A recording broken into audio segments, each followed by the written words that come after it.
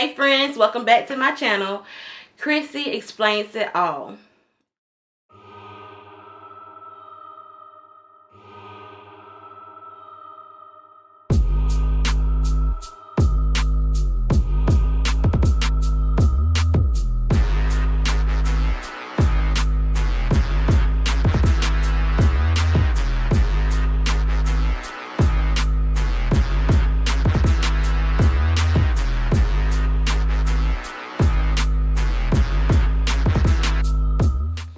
So, we are talking about the Real Housewives of Potomac. This was episode 12, Reasonably or Shady. I gotta say, let's just, hit it off with my thoughts. This was a very good episode. I'm gonna say this has got to be like top 5 for me for Real Housewives of Potomac. The episode for me was starting off a little bit slow, and I was like, okay, where we going with this? Let's pick it up. But when I say we went full speed ahead, honey, we went full speed ahead.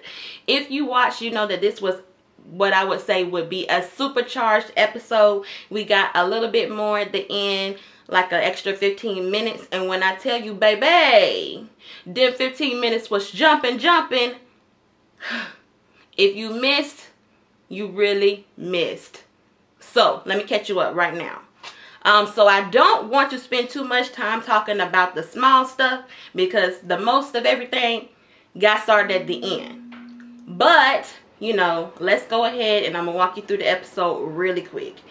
And like I said, I don't have a lot of time, so I don't want to spend a lot of time on who in the world keep on putting these partless wigs on Giselle Bryant's head. But whoever it is needs to stop. But jumping right into the episode, we get Batman and Robyn. They're on the phone. They are planning to have an event to launch their Reasonably Shady podcast. This is where the episode's title comes from. And I talked about this before. They have launched this podcast over the summer. So they're having a party, some sort of get together. They want to tell the ladies about their new adventure. Question for you all: who in the world, who in America is listening to this podcast? I don't know. So basically, Giselle is saying that all the ladies are going to be invited. However, Karen and Wendy will not be able to use her bathroom. For once in her life, Robyn stood up to Batman and basically said, hey, that's not cool. I'm not cool with that. If we're going to put restrictions on it like that, then we don't need to have the party at all. Which I can agree, because there's going to be trouble later on. Moving right along, at the Huger house, we get a scene with Karen and Ray. Karen is receiving what I would call like her prototype for her 3-wick candle. And they are unboxing it. The candles look really good. And I believe it was called Bohemian Fire. Interesting for sure. So next up, we got Candace and Mama Dorothy. Mama Dorothy is still at Candace's house. I don't know when she's going home. She's still over there trying to tell Candace how to decorate and whatnot. But the conversation does come up about the video shoot. And Candace asks Mama Dorothy, what was you saying about Chris at this video shoot? Mama Dorothy got amnesia. She kind of act like she can't remember what she said. She said that she was talking to Mia, but it was just conversation. It wasn't any malice behind it. Then we get Chris coming in. Mr. White Chocolate comes on in with his flavor, and Candace kind of brings it up to him, that they were talking about him at the shoot, and that Mia was so concerned about him being her manager. Chris basically says they don't need a contract because they got a marriage license. That's all the paper they need, okay?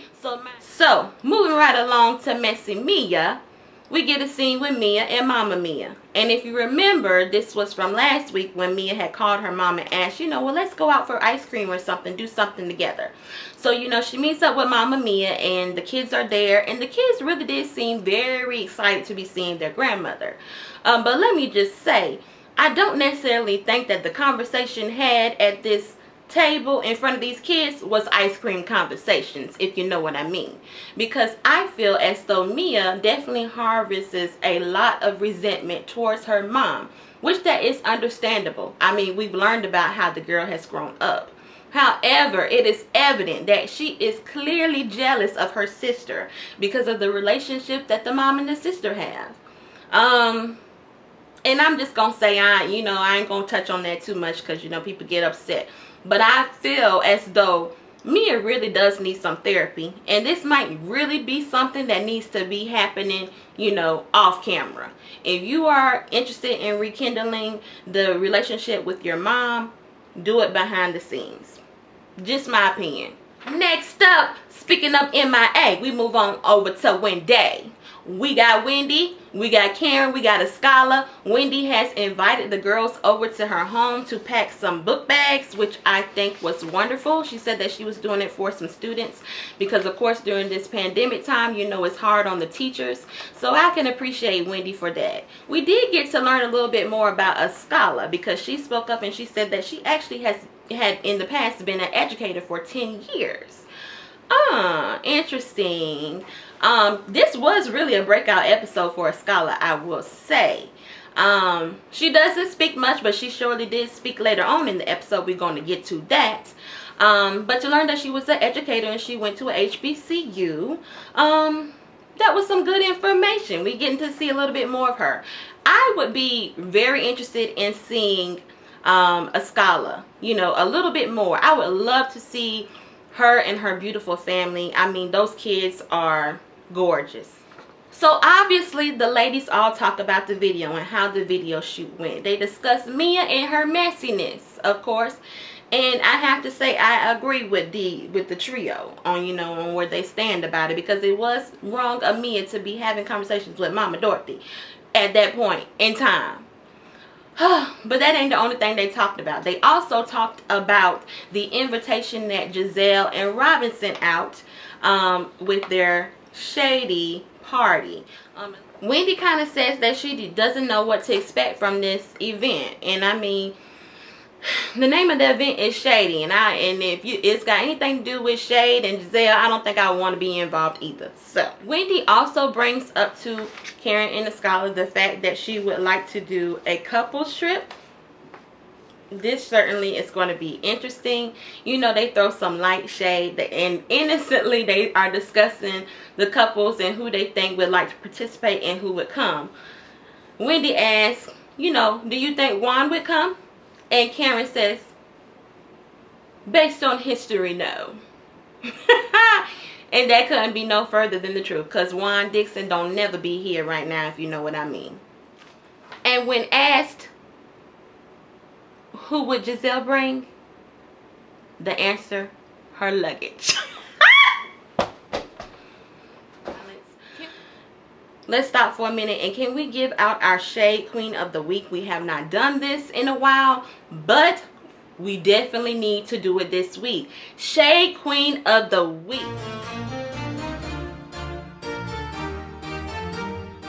So Shade Queen of the Week, you know it already. Shade Queen of the Week would definitely have to be Wendy Osefo. Wendy was straight up savage this week.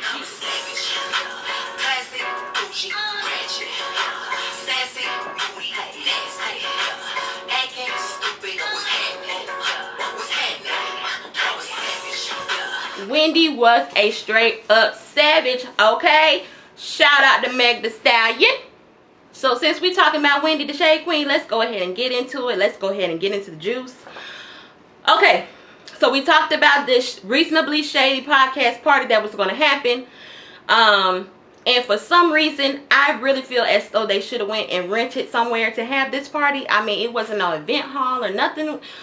Hotel, conference room, nothing available in Potomac. I mean, we had it at Giselle's construction site of a home. And when I say construction site, I mean construction site, honey, construction zones. The contractors were literally at work. There were men at work, honey. You know them signs when you be driving on the work road and it'd be like men at work? Men was at work at her house, honey. They was drilling, they was hammering all during the party. So they have this party at Giselle's home. Well, not really her home, outside in the driveway. So they have the party outside in the driveway.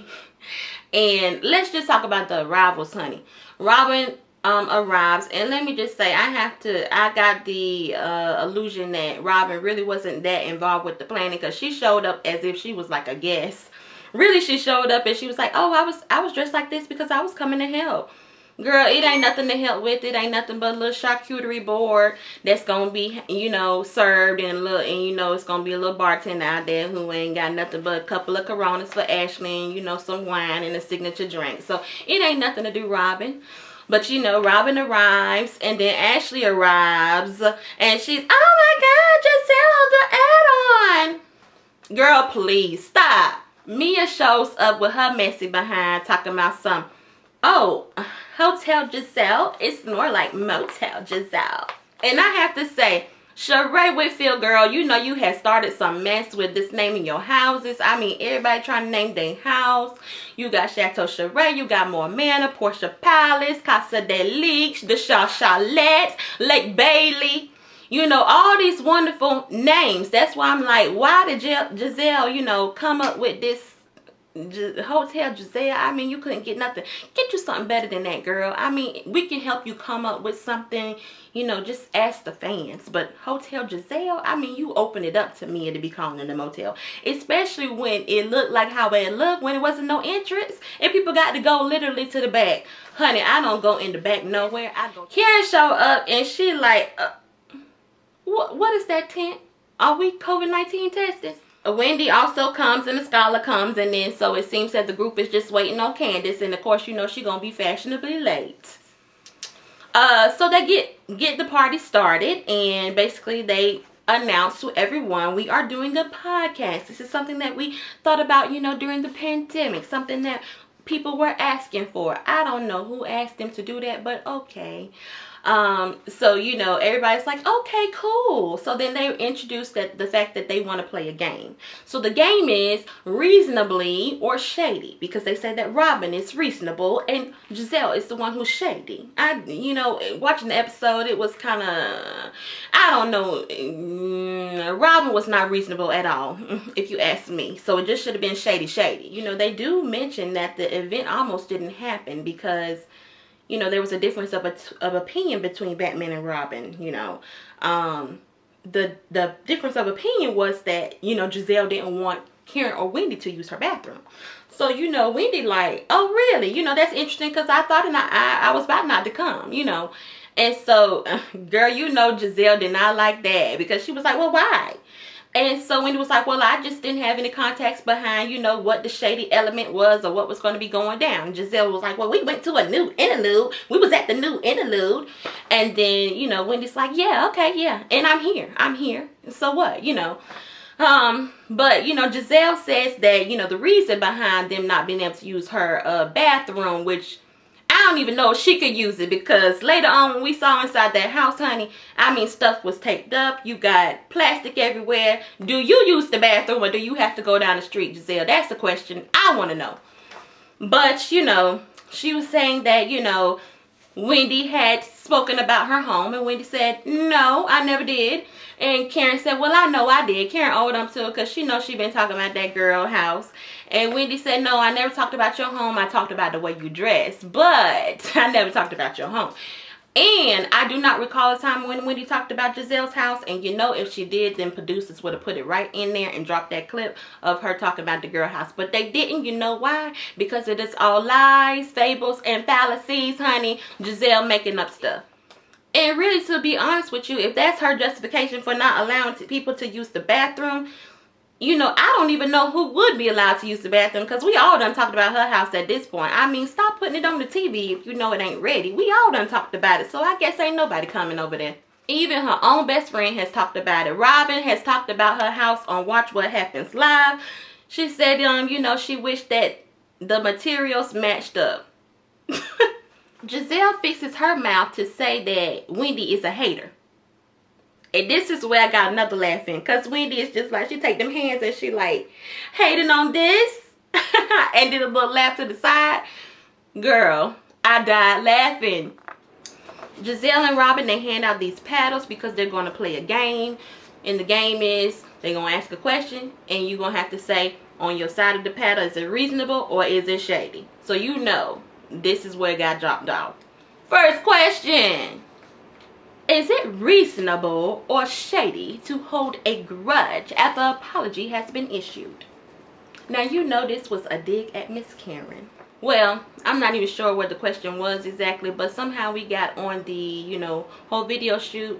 Robyn and Giselle took the stance that it was wrong of Wendy to tell Candace about the Mia messiness because she could have thrown Candace off of her game. Child, enters Candace, honey. Enters Candace. Candace pulls up in that Lexus truck and she gets out and she's coming down the hill, honey. And these editors, they deserve a doggone Emmy because Candace was coming down that hill as if she was about to fall in them high heels. And she sit there looking and teeter-tottering down that hill like, where am I, Lord? Yeah. Candace sits down. They catch her up on everything. She congratulates them on the podcast. And then they're like, Candace, we were just talking about how, you know, foul it was, how whack it was, Miss Giselle's word, how whack it was for Wendy to tell you about Mia's comment on the video shoot. And Candace is like, no, she was being a friend. So you know Miss Candace proceed to get Mia together, which she absolutely did.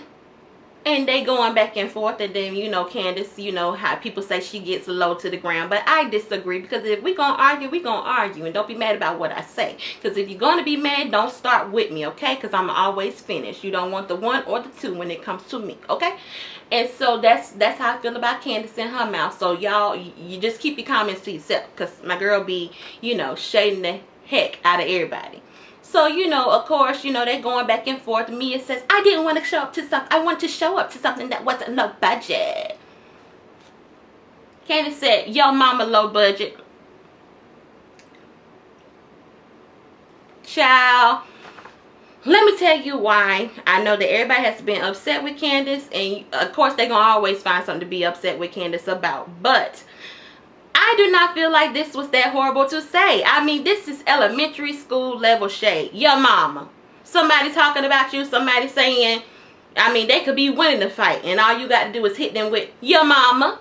And you ain't even necessarily got to say nothing about their mama. But just say your mama.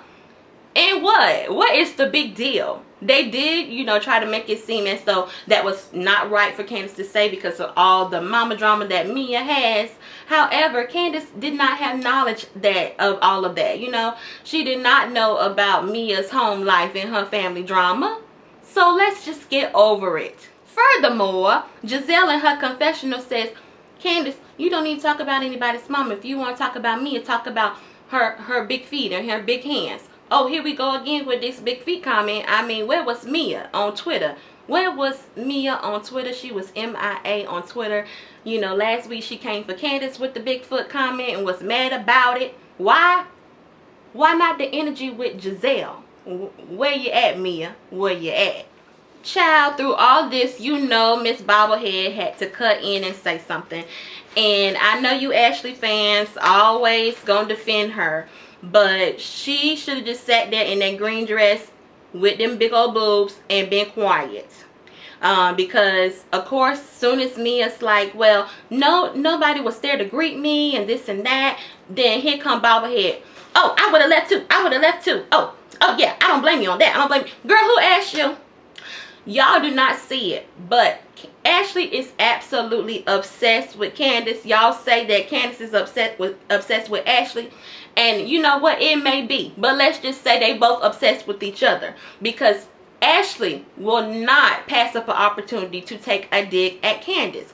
She always has to involve herself with anything and everything that Candace is doing when it don't even involve her, when she's not even a witness. She was not there at that girl's video shoot. She was not invited, and clearly she bitter about it.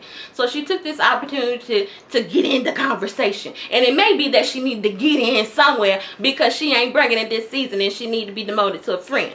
But anyway, we'll talk about that later. But yes, Baba had invited herself into the conversation, and you wanted to come for Candace, and Candace handled her real quickly. Were you there, my beloved? Were you there, beloved? No, you was not.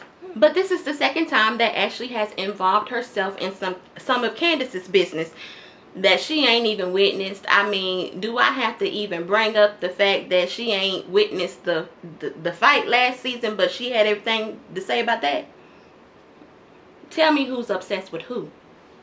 So anyway, back to the questions. They asked the question, is it reasonable or shady to call up your friend when you're drunk and tell your friend how much you don't like them?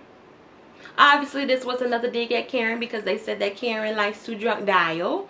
And I will say, you know, a drunk man don't tell no tales. Tells no lies. So, you know, they mentioned that, you know, Karen has called Robyn a couple times. And I'm sure she was telling Robyn some truth about how she don't like her.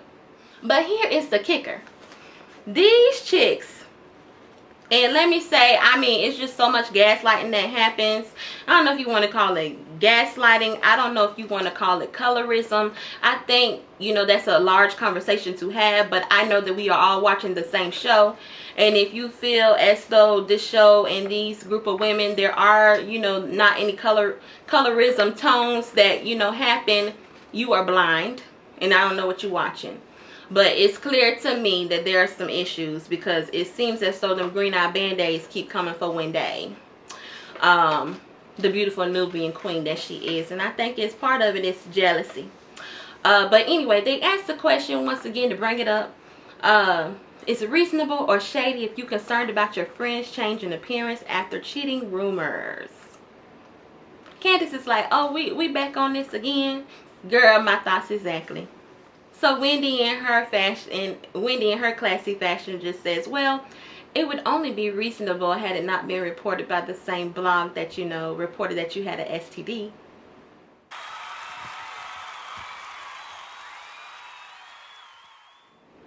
Checkmate. That only starts it off and gives Wendy an opportunity to address the group about what she had heard was a conversation yet again about her at Robyn's birthday dinner. Candace went back and told Wendy that they was talking about her at the birthday dinner for all of 40 minutes.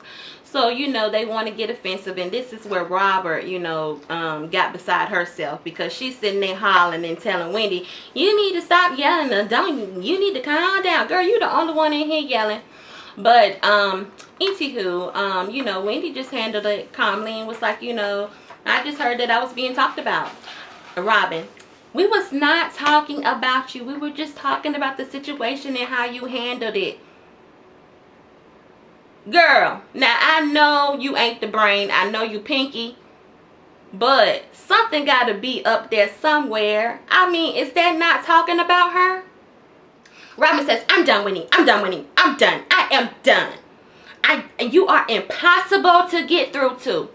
Girl, why are you so pressed and mad that this woman does not want to hear what you got to say? I mean, what do you need to get through to her? But Wendy handled it well because she said, you know, if you were so concerned, everybody got my number. You could have picked up the phone and you could have called me. And if that ain't the truth, I don't know what is. Giselle tries to have her friend Robyn's back and tries to cut in somewhere. And, you know, Wendy just like, I'm not talking to you. I said what I need to say to you in Williamsburg. And that she did. So, you know, Giselle ain't got nothing to say. But, Wendy, I think you should leave my house. Child, here we go. We get Karen again with her funny behind. She talking about, is she delusional? We are in the driveway, which is private property. A scholar, like I said, a scholar came through this episode. A scholar steps in and she addresses Giselle and Robyn, and she's saying, you know, well, this is how Wendy feels, and her, you know, her feelings are valid, and you're not hearing her out, and XYZ. Then Mia, with all of that makeup, she, you know, got to jump in and then say something to a scholar. Oh, you're trying to be the mediator. And a scholar like, girl, don't sit over there. A scholar handled Mia, and you know, Mia was quiet for the rest of the time. Karen brings up the couples trip, baby. And when I say this is how the episode got shut down, she brings up the couples trip. So then the girls are like, oh, you know, just to break up some of the madness. So the girls are like, oh, we going on a couples trip? I mean, Ashley's sitting over there like she's so excited. So, you know, Wendy was like, oh, yes, I am planning the trip for the couples. And, you know, I want all the husbands to come. And, you know, Gordon can come and Michael can come. Candace was like, I hope not, child. My sentiments exactly. We do not want to see Michael. But, you know, Wendy just going around to everybody's husband. Ray's coming. And Chris is coming. And got to Juan. And who Giselle man is again? Okay. They wasn't invited. But Wendy said, Giselle, you gonna have your luggage there. Ooh, shade, honey. I was like, that's a wrap. That's a wrap. That's a wrap. What is so funny is Giselle did not want Wendy in the house because she said that Wendy was talking about the house, which she didn't. But Candace was clearly talking about the house because she called it the $900,000 tear down cabin or something like that. We all saw that tweet. But Candace got a tour, honey. Candace got a tour of the home. A scholar was going, but then the scholar looked and she was like, I ain't going down that steep hill, and she turned around. But Candace went in, she got the tour, and she was being like, you know, just overly nice about it. Oh, I love the texture on the wall. Oh, look at them windows. Girl, you know that house is not all of that. But anyway, you know, Candace was, it's evident to me that, you know, Candace does have a rapport with Giselle's girls, because they were just following her around and seemed like they was excited for Candace to be seeing their new house and everything. So, you know, the rest of the chicks, especially Wendy, out there ready to go.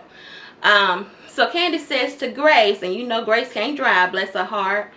Grace, can you go move my car, you know, so everybody else can get out? Grace goes out there. She asked Robert to, you know, go in the car with her and help her back out. So she did.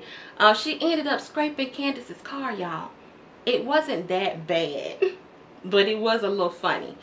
I watched the after show, and they did say that Grace was off in her room crying. They didn't realize that, you know, she had really damaged the car. Giselle did offer to give Candace some money for the car, but Candace was a good sport about it and was like, hey, I love Grace. It's not that big of a deal. I'm going to keep the car for a little while longer, and it's probably going to have more scratches on it. So it is what it is. Child, so that was the episode. Definitely looking forward to next week and seeing what mess comes about. Until next time, don't do anything you're going to have to explain, because you know your girl Chrissy explains it all. Peace.